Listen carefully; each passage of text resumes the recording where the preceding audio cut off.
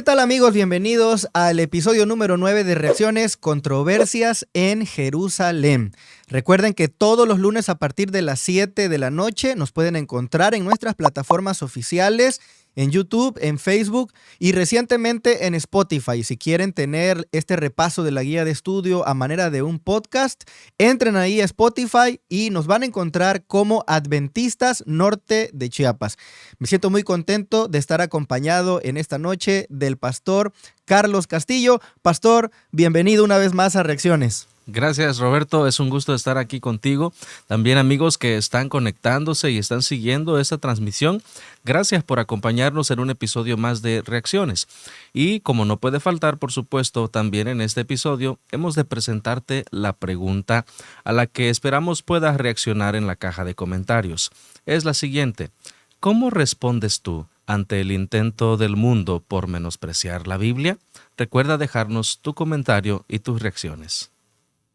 Bienvenidos una vez más, esto es Reacciones.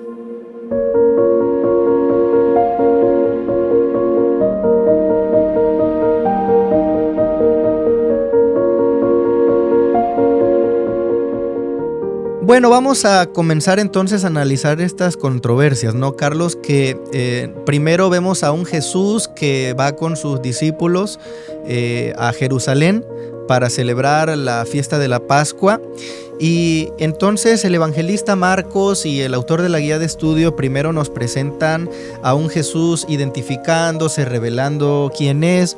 Una vez que ya se revela esta verdad acerca de su identidad, pues progresivamente propicia ciertos debates que son acalorados con los líderes religiosos, ¿no? Sí, es correcto. Justamente lo que vemos en esta semana a través de la guía de estudio, Roberto, nos presenta cómo algunas acciones que ya se ven desde el primer día de la guía de estudio, las acciones de Jesús, sus entradas, decisiones que Él tomó, acciones que Él efectuó, que ya comienzan a ser cuestionadas. Algunas tenían que ver con conocimiento de la fe o con algunas situaciones prácticas de la vida cotidiana que ya comienzan a ser cuestionadas por los líderes religiosos.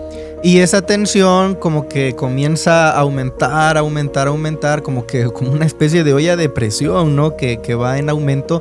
Y justamente tenemos allí en el capítulo 11 del Evangelio de Marcos 6 controversias que vamos a ir analizando, y vamos a empezar con esta llegada de Jerusalén y los discípulos a Jerusalén, y vamos a ver qué empieza a suceder, ¿no? Esa efervescencia. Sí, claro que sí. Y es ahí donde nosotros encontramos la parte que nos presenta la guía de estudio cuando se menciona la entrada triunfal de Jesús. Curiosamente, en esta idea que te presentamos se menciona a un Jesús que cumple una profecía descrita en el libro de Zacarías, donde se menciona que el ingreso de Jesús iba a ser sobre un pollino. Entonces Jesús no solamente demuestra su humildad, porque justamente al ingresar a Jerusalén, la gente comenzó a adorar a Jesús, comenzó a hacer expresiones como que Hosana al que viene, al hijo de David, y fueron esas expresiones, Roberto, las que comenzaron también a causar alboroto en los líderes religiosos. Ellos estaban observando, bueno, entonces sí es cierto que Jesús va a implementar un reino terrenal, cuando en realidad no era así. Jesús estaba en humildad, cumpliendo una profecía y demostrando que aún en su ingreso a Jerusalén había humildad, que fue parte de la base también del ministerio de Jesús. Eso que comentas me parece importante, ¿no? De recalcar, como lo has mencionado, que tiene que ver con el principio de la humildad. Porque Jesús está revelando que Él es el Mesías, ya no se esconde, ya no le dice a la gente, guarden silencio, ya no digan nada. No, ya Él está declarando abiertamente que Él es el Mesías prometido. Y finalmente las personas también lo reciben, lo aclaman, le dan la bienvenida, ¿no? Las enramadas, la entrada triunfal. Pues obviamente que eso no cayó muy bien en el seno del grupo de los fariseos, que finalmente ellos querían para sí mismos la admiración, el reconocimiento, vivían de eso prácticamente, ¿no? Ellos utilizaban la religión para beneficiarse, pero en cambio Jesús lo que está demostrando ahí en esa entrada, con su sencillez, con su humildad, es que su reino efectivamente no pertenecía a este mundo, ¿no? Entonces creo que es una idea muy, muy buena, ¿no? Así es, sobre todo, aunque pareciera una entrada muy ostentosa, encontramos una de las claves muy importantes, la humildad de Jesús. Y por supuesto, vamos a seguir ampliando lo que esto conlleva, porque en la siguiente idea vamos a ver ya cómo se empiezan a desarrollar algunos conflictos que ya comienzan a ver a Jesús en una idea doble, o vino a cumplir una misión o vino a establecer un reino. Entonces en Marcos 11, 12 al 26, Carlitos, encontramos una serie de experiencias que dejan una enseñanza profunda. Por ejemplo, vemos a un Jesús que va en el camino con los discípulos y se encuentran en una higuera que no tiene fruto, ¿no? Y entonces el Señor la maldice. ¿Cuál es la intención del evangelista de mostrarnos esa acción en particular de Jesús? Bueno, justamente aquí encontramos la importancia de no solo ser una apariencia, porque muchas veces podemos aparentar, representar tal vez por el conocimiento, pero si no hay frutos en nosotros, Roberto, pues prácticamente no sirve de nada. Entonces, el efecto de dar frutos, justamente Jesús fue alguien que enseñó muchas veces, por sus frutos los conoceréis. Y es algo que en esta parte importante vemos la importancia de que nuestros frutos se puedan notar y no ser una apariencia. Y eso que mencionas de la apariencia era precisamente lo que pasaba con los fariseos. Uh-huh. Vivían de la apariencia. Y fíjate que Marcos conecta esta parte llevando a Jesús ahora al templo. Qué curioso que menciona esta cuestión de las apariencias, pero ahora en el templo Jesús entra con plena autoridad porque ya lo reconocieron como el Mesías, ya fue la entrada triunfal. ¿Y qué sucede aquí en el templo? ¿Qué acciones toma Jesús para hacer una reforma espiritual cuando entra al templo? Bueno, recordemos también que en el templo era un lugar especial donde la gente llegaba, entregaba sus ofrendas. Pero cuando Jesús ahora llega al templo, Roberto, se encuentra como que un tianguis, un mercado. Yo creo que algunos hemos estado en algunas partes del país donde se suele tener como que esos tianguis, esos mercaditos ciertos días de la semana. Y pues hay mucho bullicio, hay mucho escándalo y la gente se abruma. Ahora, lo interesante es de que esto sucede en el templo, en la casa de Dios, y en lugar de ser un lugar especial donde se sintiera la presencia de Dios, se había convertido en un mercado. Y finalmente también nos deja ver, ¿no?, que por una parte Jesús ya tiene autoridad, ya dijo, yo aquí tengo autoridad divina. Y por otra parte, él sigue mostrando su sencillez, su modestia, es una persona humilde, pero él confronta esta parte porque la religión, volvemos a ese punto, se había vuelto una plataforma para beneficiarse con fines egoístas, ¿no? Diríamos, quizá utilizaríamos esta palabra de que se estaba utilizando con fines de lucro, ¿no? Estaban lucrando. Negocio, exactamente, ¿no? Y entonces Jesús ahora dice, no, a ver, este es un lugar de crecimiento espiritual. Aquí tiene que haber una reforma desde el fondo del corazón, no nada más vivir de la apariencia. Pues lógicamente que eso tampoco le agradaba a los fariseos, ¿no? Pues, ¿cómo les iba a gustar si los estaba desenmascarando, ¿no?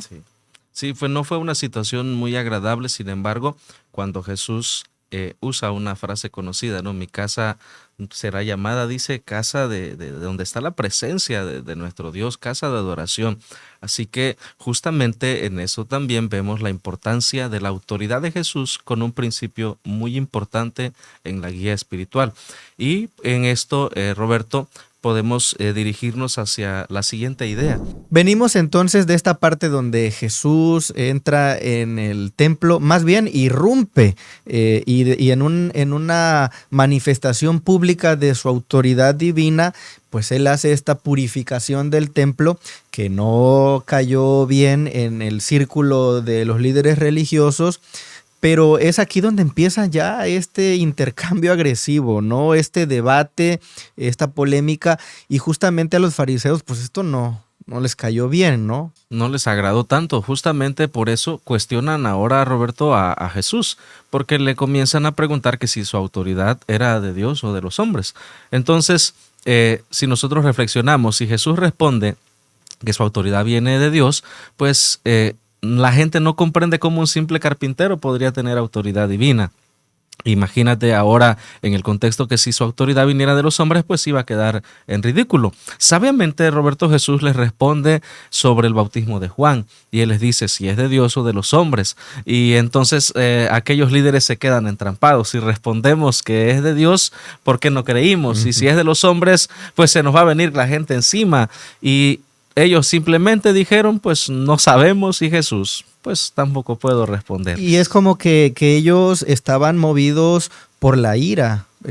O sea, se dejan desbordar de sus emociones negativas, quieren atacar a Jesús. Aparentemente ellos creían que lo tenían atrapado, pero Jesús se sale del esquema y del molde, y con la respuesta que les da ahora son ellos los que quedan básicamente entrampados, ¿no? Sí, justamente la parábola que presenta Jesús a continuación en el final de esta idea nos muestra el empeño de Jesús de hacerles ver a los líderes su comportamiento, la forma en la que ellos estaban actuando que no era correcta y que probablemente los podría llevar a, como expresa la parábola, terminar de la misma manera. Siguiendo entonces esta idea, ahora nos vamos a encontrar a un Jesús que sigue en el debate con los fariseos, pero lo curioso aquí que vamos a encontrarnos es que los fariseos hacen una alianza con otro grupo que son los saduceos, y es una alianza increíble, inverosímil, porque realmente entre los dos grupos tenían filosofías completamente distintas, pero aquí se unen, hacen equipo para atacar a Jesús y vienen con ideas. Por ejemplo, vamos a escuchar que quieren entrampar a Jesús con la cuestión del impuesto, ¿no? Sí, es algo con lo que ahora se acercan a querer cuestionar a Jesús, porque pues obviamente tú sabes que al ingresar a una ciudad diferente, pues todos pagaban sus impuestos. Entonces a Jesús le cuestionan de la misma manera. Y él responde de una manera muy interesante, de donde nosotros una frase muy conocida, ¿no? Por Jesús, dad a César lo que es de César y a Dios lo que es de Dios. Ahí Jesús está aclarando que pues nosotros al final somos parte de una comunidad terrenal, hemos de hacer el bien, hemos de colaborar con nuestras autoridades, pero dice, la autoridad del César queda aquí en el plano horizontal, la autoridad de Dios supera el universo, el cosmos, él mantiene el orden en el todo, ¿no? Entonces Jesús viene aclarando esas dudas sin comprometer la verdad y al mismo tiempo también confrontando las ideas equivocadas que tenían los fariseos. Pues yo me imagino que cada vez estaban más rabiosos, más enojados, porque intentaban atacarlo, cambiaban la estrategia, pero el resultado seguía siendo el mismo. Jesús sigue prevaleciendo con sus creencias, ¿no? Sí, las respuestas de Jesús sabiamente y muy atinadas, y justamente nos lleva a la parte que nos gustaría tal vez mencionar en este momento, cuando este mismo equipo que hizo una alianza comienzan a cuestionar a Jesús sobre el tema de la resurrección. Y bueno, ¿quién va a saber más de las cuestiones celestiales sino alguien que habita en los lugares celestiales, ¿no? Los saduceos no creían en esta cuestión de la resurrección, se inventan por ahí una historia de un matrimonio, una esposa que va desfilando, ¿no? Que va siendo redimida por el hermano del hermano del hermano, el pariente más cercano, y finalmente ellos dicen, bueno, ¿cómo va a estar la cuestión allá si es que va a haber resurrección, ¿no? Y entonces Jesús les explica, ustedes no tienen la menor idea de cómo funcionan las cosas allá, ¿no? Y él aclara este sentido muy importante, la resurrección, porque justamente Jesús está caminando ya a la cruz. Jesús ya sabe que todas estas discusiones van a acabar en la cruz. Y de alguna manera Jesús necesita dejar bien en claro, estas verdades que al final son las que permiten nuestra transformación, nuestra renovación espiritual. Exactamente, eso es lo que nos queda claro, y justamente las respuestas sabias de Jesús fueron muy atinadas en este momento. Entonces, Carlitos, vamos viendo que Jesús está tocando temas bien sensibles, temas que están tocando fibras en lo profundo de los corazones de los fariseos, de los saduceos, y justamente llegamos a un tema crucial que es el tema de la ley de Dios.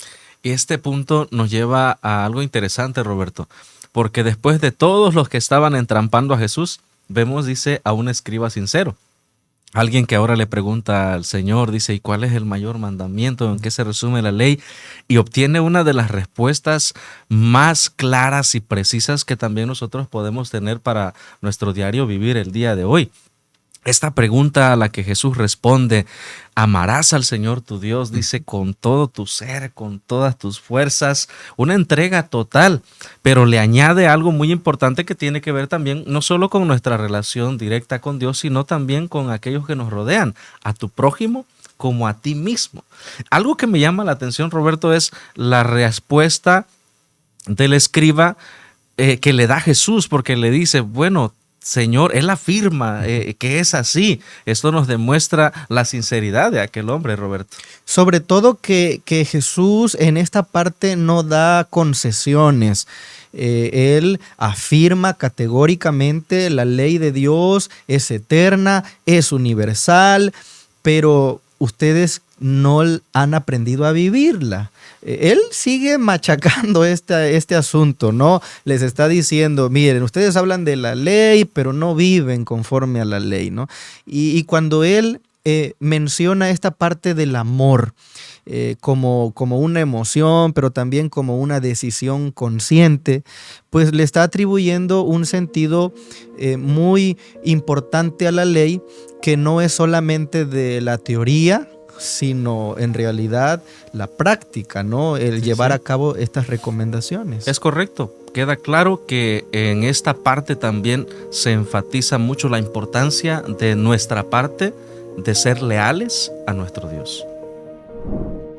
Ya nos quedó claro entonces en este punto que Jesús está declarando abiertamente quién es, eso entra en conflicto con los líderes y él no teme entrar a la polémica, no teme entrar al debate porque él está afirmando verdades, incluso con sus acciones lo vemos volcando la mesa de los cambistas en el templo y de pronto a nosotros nos puede llegar a quedar la idea de que bueno, si Jesús hizo todo eso, pues también entonces yo puedo ir allá, exacto, con las personas y voy a imponer mis verdades y me tienen que entender y ¿cómo ves esta parte? Por supuesto, vemos a un Jesús que no era que imponía, no era que trataba de que la gente creyera lo que él creía, no, él enseñaba con amor, pero con autoridad, obviamente basado en la palabra de nuestro Dios, siempre fue su clave.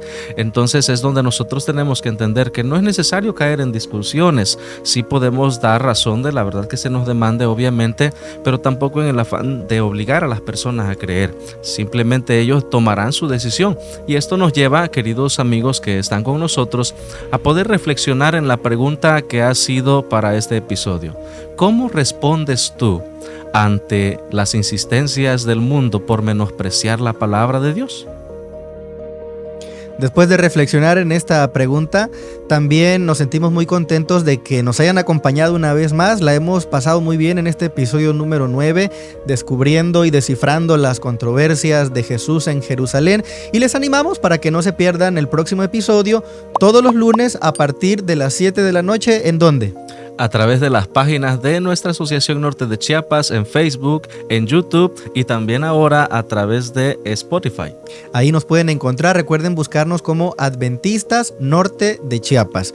Yo soy Roberto. Yo soy Carlos. Y esto ha sido Reacciones.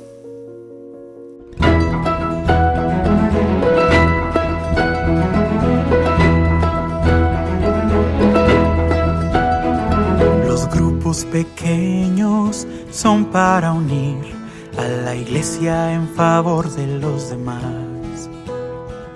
Su formación es idea de Dios y Él es alguien que no puede errar. Los grupos pequeños